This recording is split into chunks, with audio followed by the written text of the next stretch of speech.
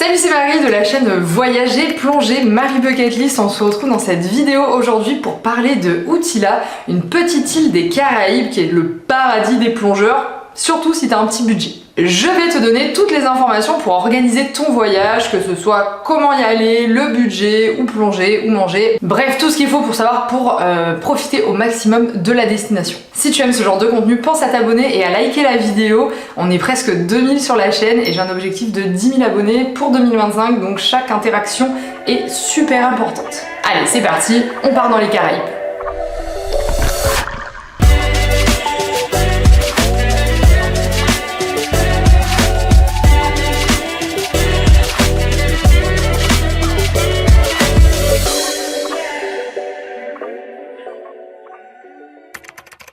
Utila est une petite île du Honduras de moins de 50 km² située au nord de la côte caribéenne du pays. On y parle l'espagnol et le créole, mais la plupart des centres de plongée sont tenus par des Américains ou des internationaux, donc tu peux te débrouiller facilement juste avec l'anglais. Les locaux parlent bien anglais et le seul moment où tu seras amené à parler espagnol, ce sera au restaurant au moment de commander à manger, et franchement c'est pas bien compliqué, donc pas de panique. La monnaie locale c'est la lempira hondurienne avec 30 lempiras qui valent environ 1 euro. C'est d'ailleurs le prix du tuk-tuk pour aller du port à un petit peu n'importe où dans l'île, surtout à ton logement. Il y a 2 guichets automatiques où je te recommande de retirer et ils se situent tous au niveau du port, au niveau du débarcadère, donc ici et là. Attention à bien vérifier qu'ils fonctionnent avant de commencer à retirer. Je te conseille de retirer du cash pour payer tes plongées, les restos et tes achats.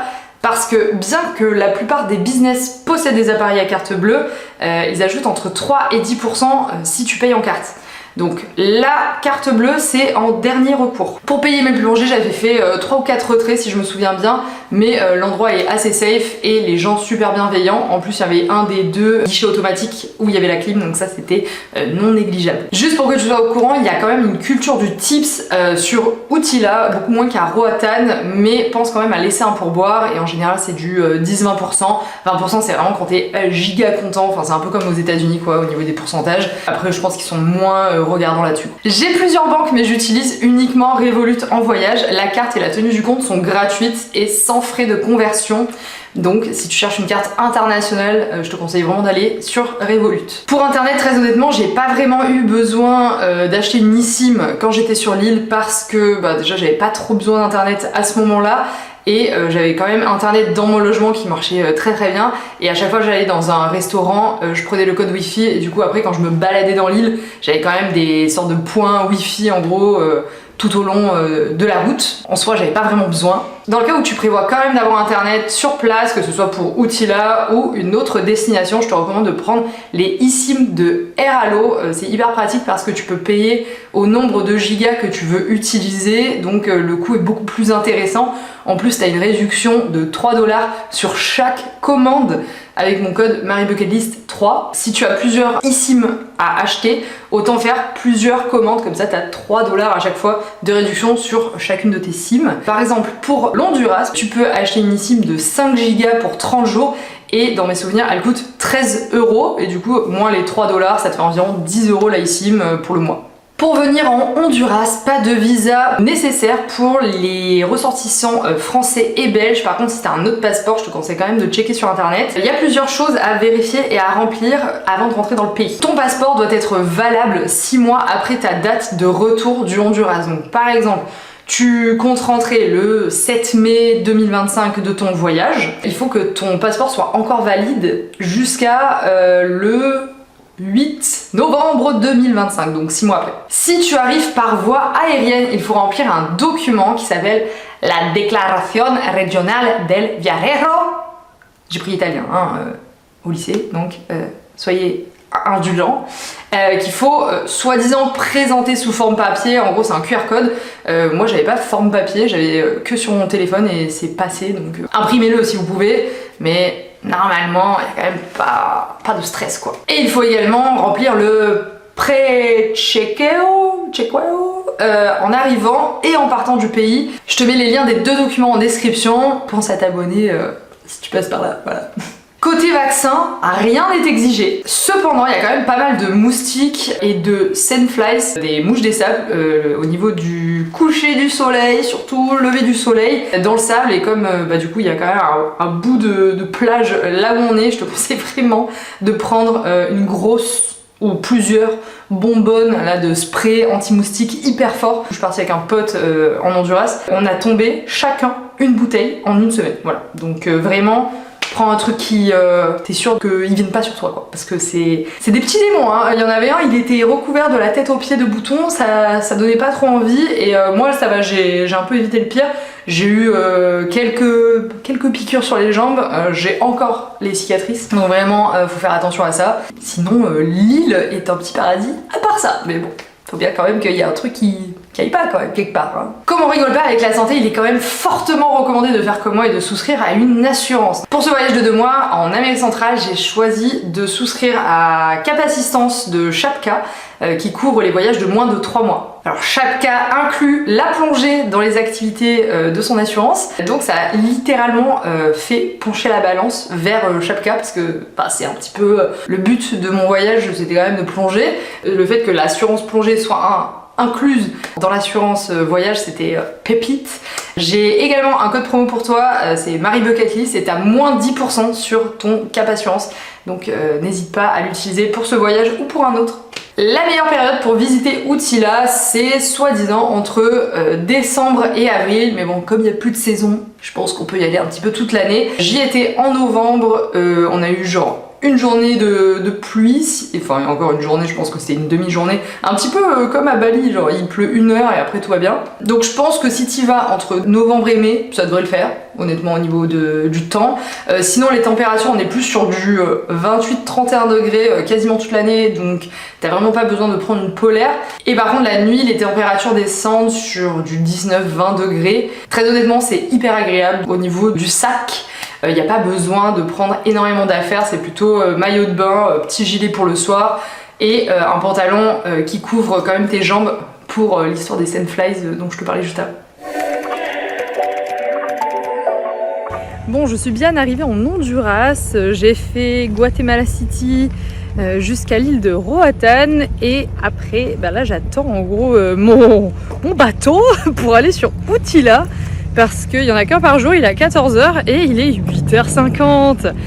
Du coup j'ai posé ma valise, je vais aller acheter mon ticket en ligne parce que c'est les meilleurs prix une fois que je suis au restaurant et que je vais manger un petit déjeuner. Outila est à seulement 1 heure de bateau de sa grande sœur Roatán, dont tu as peut-être déjà entendu parler. Elle est assez populaire chez les Américains et les Canadiens parce que du coup il y a des vols directs sur Roatán et l'île est beaucoup plus grande. C'est vraiment genre paquebot de croisière qui débarque quoi. Du coup pour nous c'est un peu moins intéressant parce qu'on essaie de chercher des trucs un petit peu plus tranquilles et authentiques, mais je suis quand même restée du coup quasiment toute une journée à Roatán pour attendre mon bateau. J'étais dans une station essence, la vérité on aurait dit un petit bout d'Amérique en plein milieu du Honduras. Il y avait la clim à fond, les Budweiser qui coulaient à flot. Bon, je suis dans la station essence, mais on est aux États-Unis là ou quoi? C'est là où je vais passer quelques heures là en attendant mon bateau. On ferait un truc américain, c'est trop rigolo, genre la musique, les bières, l'ambiance, la clim à fond. Où suis-je? Par contre non, il y avait des gardes armés, donc ça c'était un petit peu différent des US.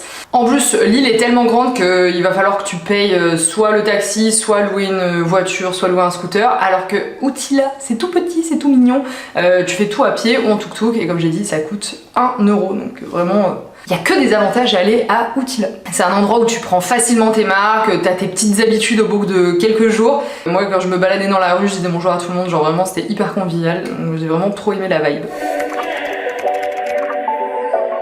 Alors honnêtement, venir en Amérique centrale depuis l'Europe juste pour aller à Outila et plonger, je sais pas si ça vaut vraiment le coup parce que le périple est assez long et les billets sont assez chers si tu pars depuis la France ou la Belgique ou la Suisse. Du coup, ce que je conseille, c'est plutôt d'intégrer Outila à un voyage que tu as déjà prévu de faire. Donc par exemple le Guatemala, tu vas au Belize, Mexique, etc.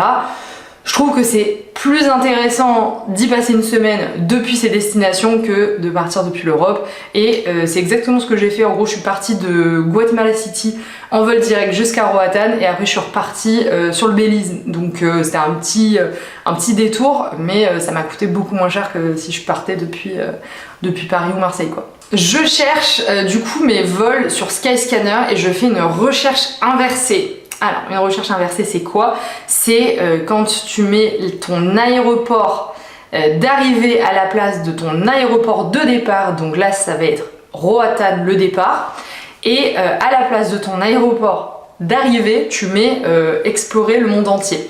Et du coup, ça va te donner tous les vols entre Roatán et le reste du monde pour voir quels sont les vols directs ou avec escale jusqu'à Roatán. Et les vols les moins chers, c'est depuis les États-Unis, évidemment depuis le Honduras, le Canada, le Guatemala et le Belize. En arrivant à l'aéroport de Roatán, tu peux retirer un tout petit peu d'argent déjà pour payer le taxi qui va t'amener au port et pour déjà avoir un peu de cash sur toi. Au niveau des taxis, il n'y a pas 36 000 solutions. Tu vas arriver dans le hall et tu vas te faire alpaguer par des taxis. Voilà, donc tu prends le plus sympa. Et il n'y a pas moyen de négocier parce qu'ils se sont tous mis d'accord sur un tarif qui est 600 lempiras. Donc c'est environ 22 € si je me rappelle bien. Donc soit t'as pas le time et tu dois prendre ton ferry dans une demi-heure et donc bon, pas le temps de négocier, d'aller chercher un autre taxi, donc tu prends le premier qui vient et tu payes 22 €. Soit tu vas marcher un petit peu sur la route en face de l'aéroport, tu t'éloignes un petit peu et là tu pourras héler un taxi et payer beaucoup moins cher, entre 10-15 $, quoi, à peu près dans ces eaux-là. Donc c'est pas une grosse différence, mais je sais que si t'es en backpack, ça peut quand même peser dans la balance au niveau du budget.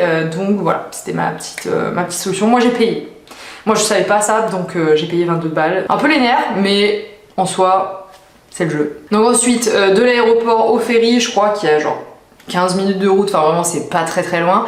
Par contre, le seul souci c'est qu'il y a un seul bateau qui part de Roatán sur Utila et il est à 14 h. Donc si t'arrives après, bah il va falloir que tu dormes sur Roatán.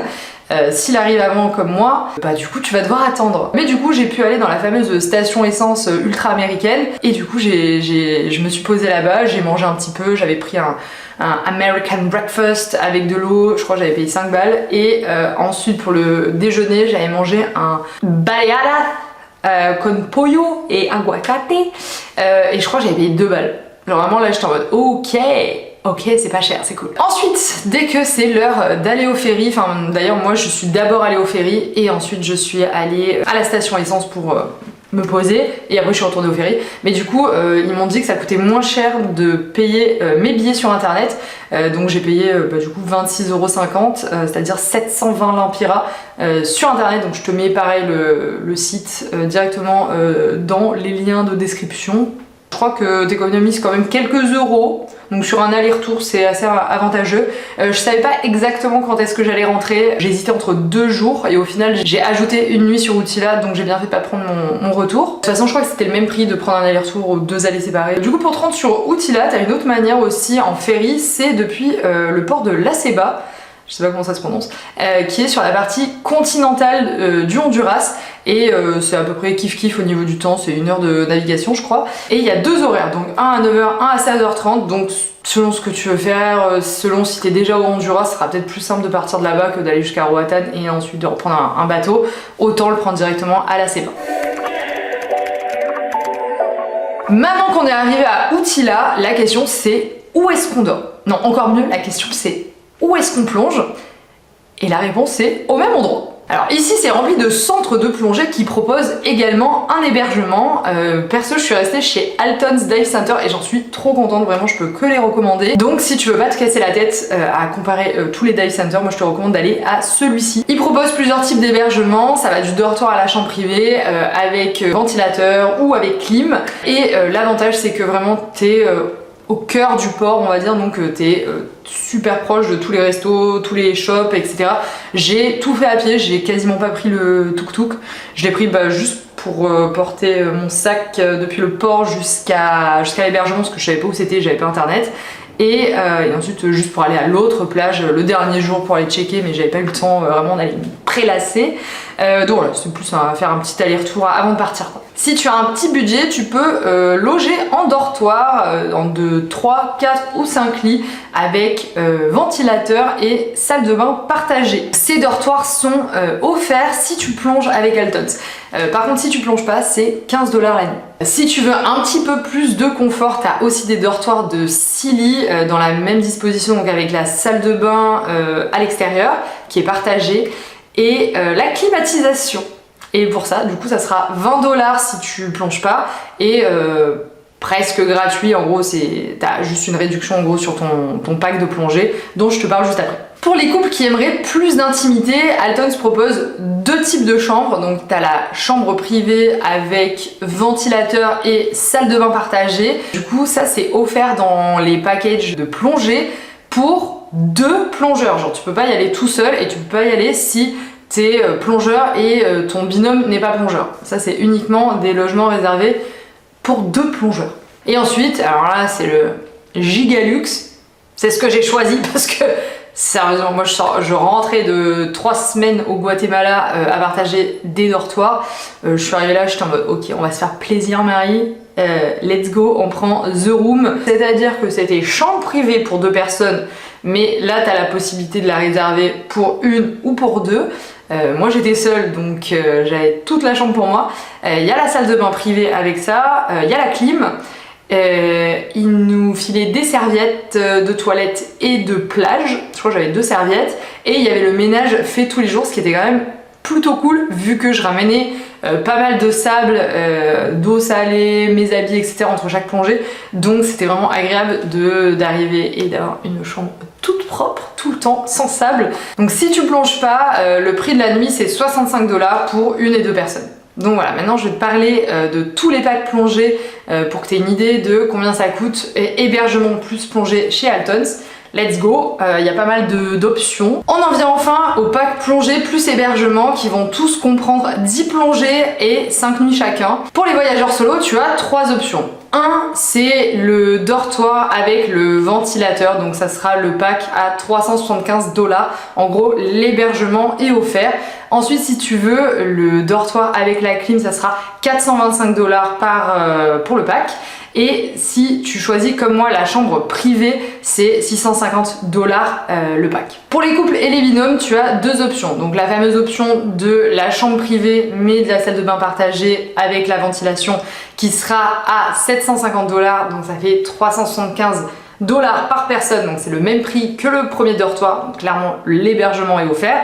Et ensuite la chambre privée que moi j'avais, que tu peux aussi partager à 2, et ça sera 1025 $, donc 512 et quelques, 512,50 $ par personne pour du coup les 10 plongées et les 5 nuits. Si tu viens avec ton groupe de potes, je te conseille de contacter directement Altons pour établir un devis. Je pense que tu peux vraiment avoir un prix ultra intéressant, surtout si vous arrivez à prendre un dortoir ensemble sur le séjour, quoi. Concernant les baptêmes et les cours, donc le Open Water, l'Advance, le Rescue et le Dive Master, tu as également des packs qui comprennent le cours et l'hébergement, et je vais te les citer ici, mais je te remettrai tout de toute manière dans la description. Je te mettrai le lien du site, ça sera beaucoup plus simple pour que tu ailles checker celui qui te correspond le mieux. Donc si tu passes ton baptême chez Altons, c'est 125 $ et tu as 2 plongées plus la nuit en dortoir offert. Et après, évidemment, si tu veux pas dormir en dortoir, tu peux payer un petit peu plus cher pour avoir une chambre privée ou un dortoir avec clim. Pour le Open Water, tu as plein d'options en fonction de ton hébergement, mais je vais juste te parler du premier qui est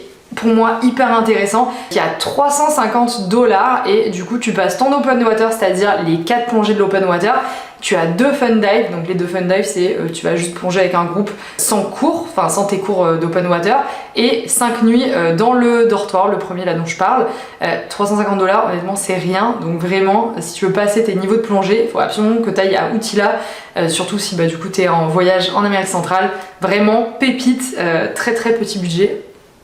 Pépite. Pour passer l'Advance et aller à 30 mètres ou passer ton Rescue, c'est le même prix si tu prends le dortoir, donc ça sera 350 $. Tu auras donc les 5 plongées de la certification de l'Advance, 2 fun dive et du coup 3 nuits en dortoir cette fois, mais bon pour 350 $, je trouve ça encore une fois un prix imbattable.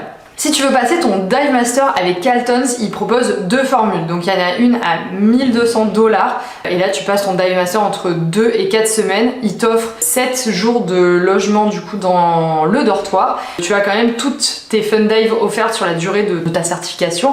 Donc par exemple si tu choisis de rester 4 semaines pour passer ton Dive Master en 4 semaines et que voilà, je sais pas, t'as les cours le matin, bah, tous les après-midi tu peux aller plonger gratos avec le centre, et tu as également toute ta location de matériel qui est comprise, donc ça c'est super intéressant. Et ensuite tu as la deuxième option qui est à 1500 $, donc 300 $ de plus, et tu peux le passer entre plus de 4 semaines, donc jusqu'à 3 mois.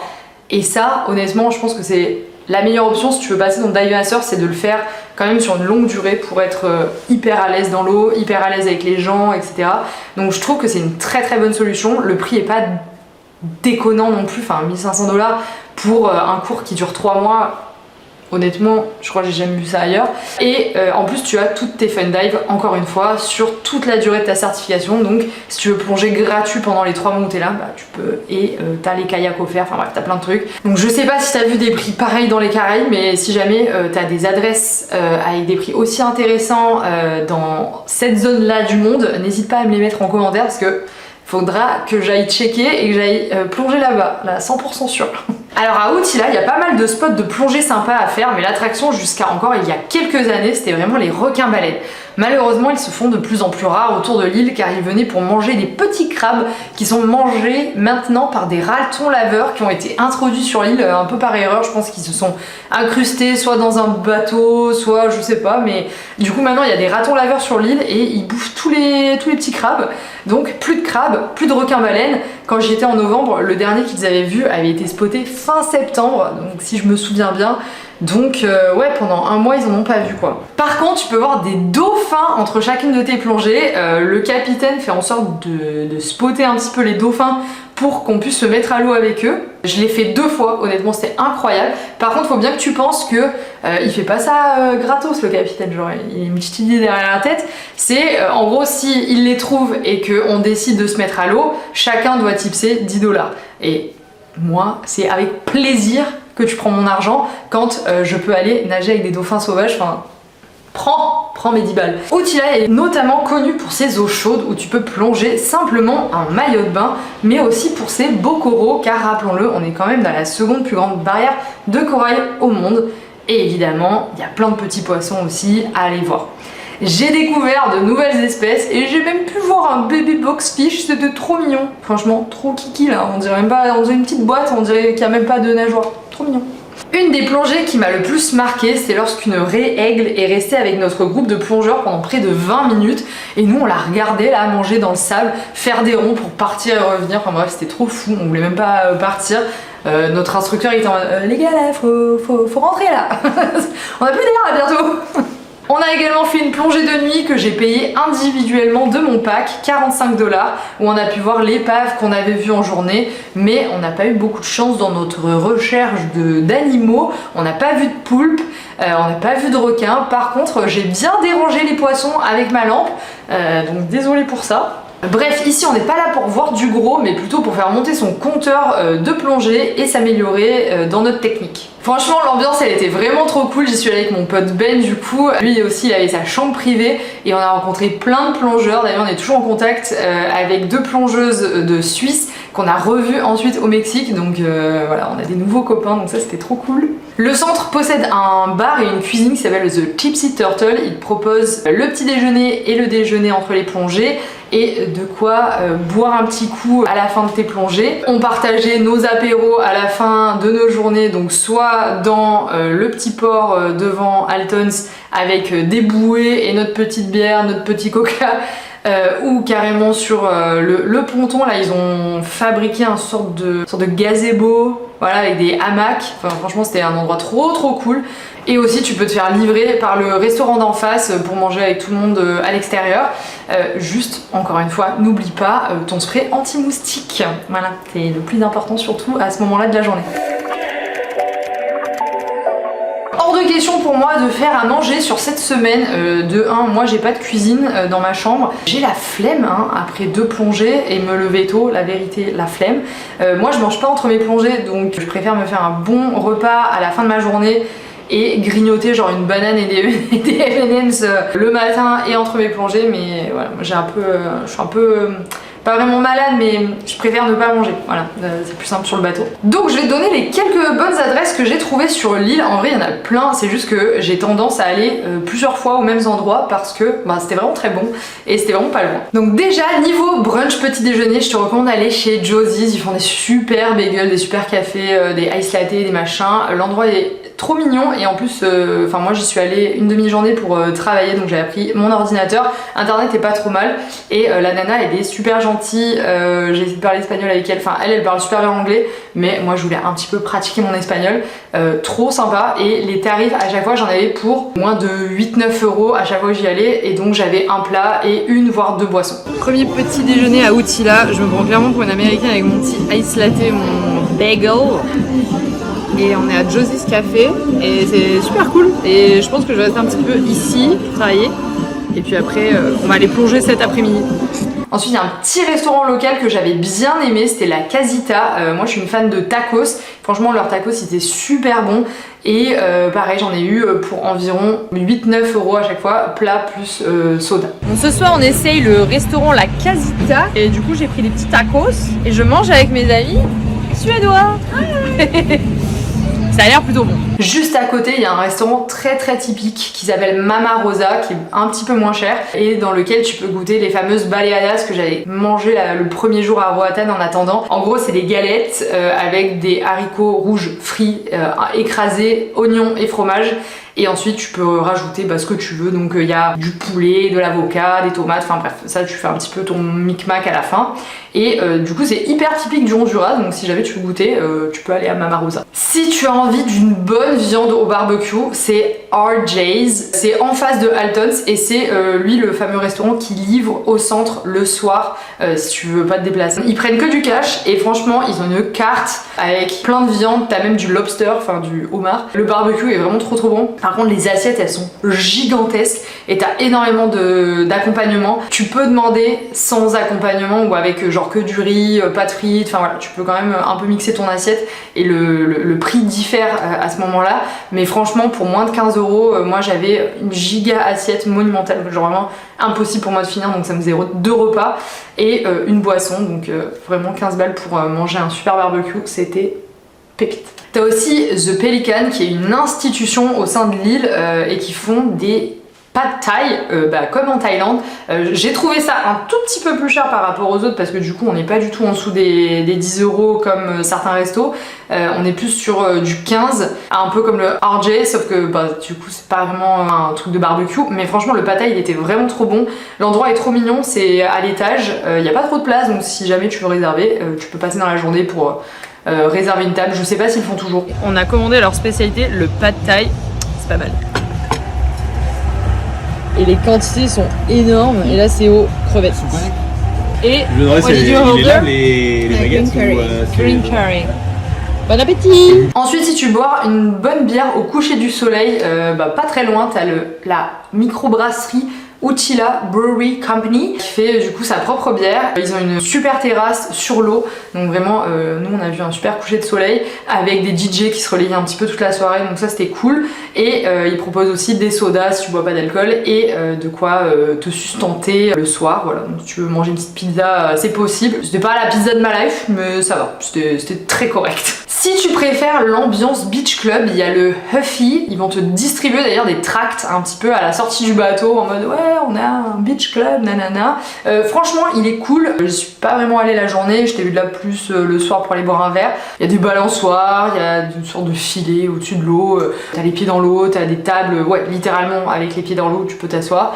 J'ai vu une raie d'ailleurs quand j'y étais, c'était trop bien. L'ambiance est assez cool, c'est plutôt tranquille, donc ça j'avais bien aimé, donc c'était plutôt beach club. Et en plus en journée tu peux louer des jet skis, faire du wakeboard, louer des kayaks, bref.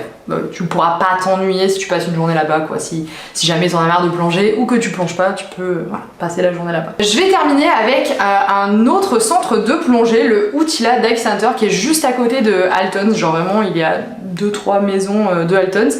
Franchement, j'y resterai pas parce que c'est hyper bruyant le soir, mais au niveau de l'ambiance, c'était vraiment trop chouette. Ils proposent tous les soirs des soirées, donc soirée pizza, soirée trivia, je crois qu'il y avait un karaoké à un moment, soirée blind test.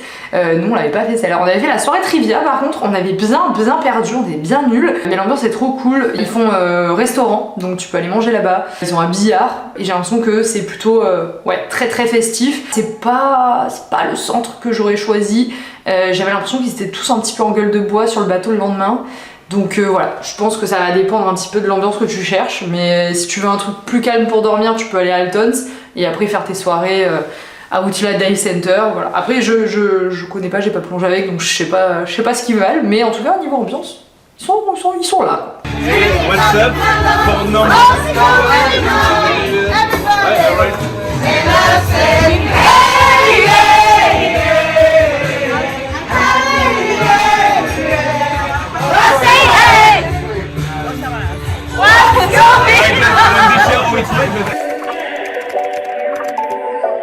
Bon, si t'avais pas compris, à Outila, on respire plongée, on dort plongée, on mange plongée.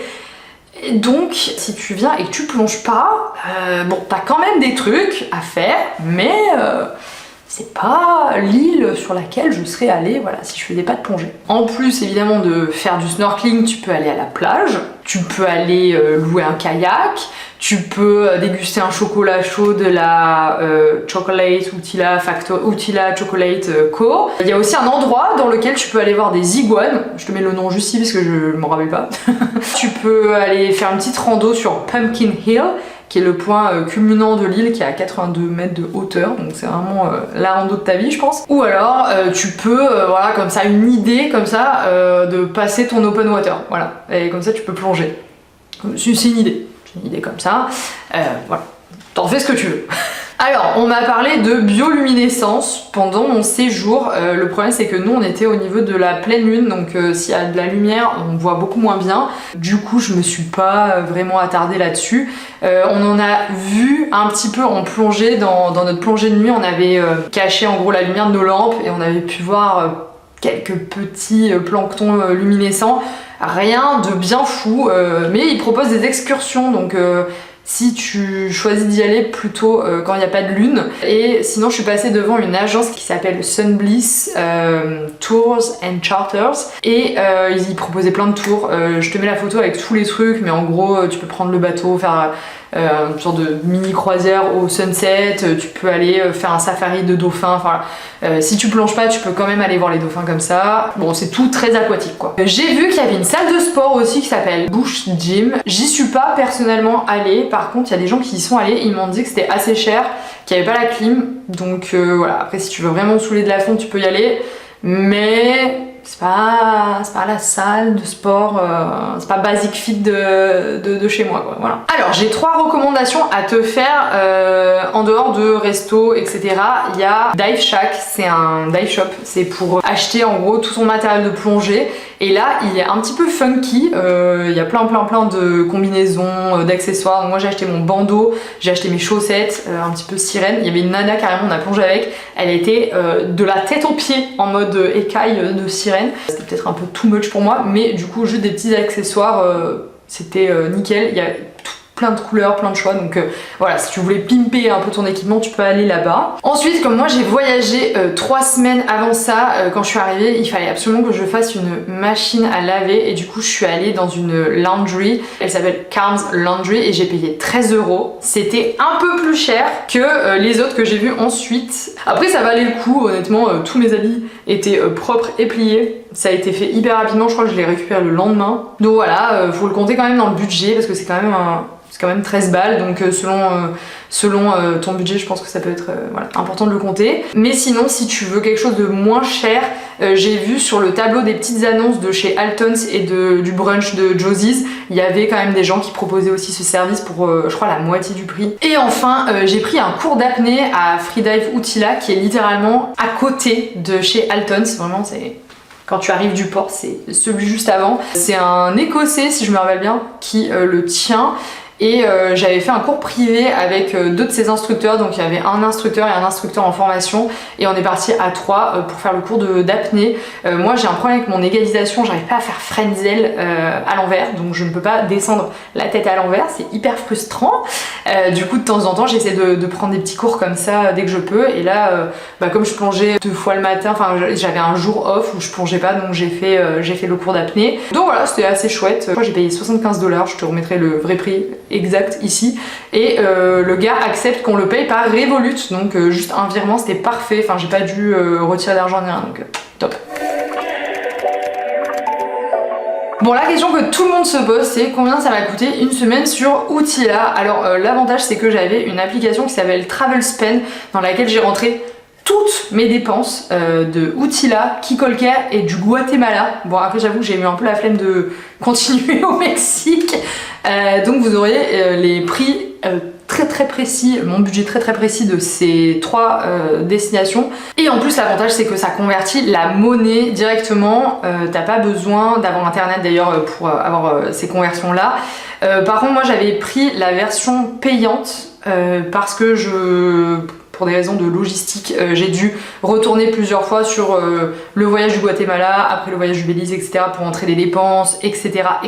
Par contre, on vient de me dire que l'application Tricarn faisait exactement la même chose gratuitement, donc pour un prochain voyage, quand mon abonnement à TravelSpend aura expiré, je testerai cette application et je vous dirai ce qu'il en est, mais du coup c'est mieux si c'est gratuit quand même. Donc au total, pour 11 plongées, 2 tips pour les dauphins et 7 nuits sur place, donc en gros j'avais le pack de 5 nuits, plus j'ai rajouté une nuit, plus il y avait ma dernière nuit à Roatan pour que je puisse avoir mon avion le lendemain matin. J'ai payé 750 $, et il faut bien sûr garder en tête que j'ai pris le logement littéralement le plus cher, donc vous pouvez vous en sortir pour vraiment la moitié de ce tarif là. J'ai dépensé 90 € en transport entre du coup le ferry qui était à un tout petit peu plus de 50 € l'aller-retour et 3 taxis, donc celui pour aller au port, celui pareil pour aller ensuite à mon logement sur Roatan et ensuite pour retourner à l'aéroport le lendemain matin. Au niveau de la nourriture, j'ai payé 167 €, ce qui comprend du coup tous mes repas, mais aussi les petites courses que j'ai faites dans la semaine, mes sodas, mes M&M's, enfin voilà, tout ce que j'ai mangé et bu, je l'ai compté dedans. Et je bois pas d'alcool, donc j'avais pas forcément un budget énorme en boisson, donc j'ai mis tous mes sodas dans ce budget là. Donc il y avait la lessive aussi qui coûtait 13 €, donc ça nous fait un total de 1020 € sur toute ma semaine. Et ensuite à ça il faut rajouter mes 2 billets d'avion, donc le billet depuis le Guatemala avec un bagage en soute qui coûtait 223 € et le billet pour sortir du Honduras pour aller jusqu'à Kikolker au Belize qui a coûté 297 € et pareil j'avais le bagage en soute. Donc le total avec les vols s'élève à 1540 € pour du coup 8 jours 7 nuits avec les plongées et les vols. Évidemment j'aurais pu m'en sortir pour beaucoup moins cher si j'avais opté pour le dortoir, si je m'en étais tenue aux 5 nuits sur place, si j'avais pas rajouté la plongée de nuit, si j'avais pas, enfin plein de choses que j'aurais pu faire pour économiser de l'argent. C'était pas forcément le but sur ce voyage, donc voilà. Par exemple mon budget pour le Guatemala il est juste un tout petit peu au-dessus de ça, à 300 € près, sauf que je suis restée 3 semaines, donc voilà. Après c'était pas les mêmes activités etc, mais honnêtement je pense qu'on peut s'en sortir pour presque moitié moins sans problème quoi. Dis-moi ce que t'as pensé de ce budget en commentaire et si la vidéo t'a plu et t'a aidé à organiser ton voyage à Outila, n'oublie pas de t'abonner et de me mettre un petit mot pour me dire que ça a été utile, ça me ferait trop plaisir. Dans les prochains épisodes, je peux te promettre du coup 2 vidéos similaires sur Kikolker au Belize et mon road trip au Guatemala.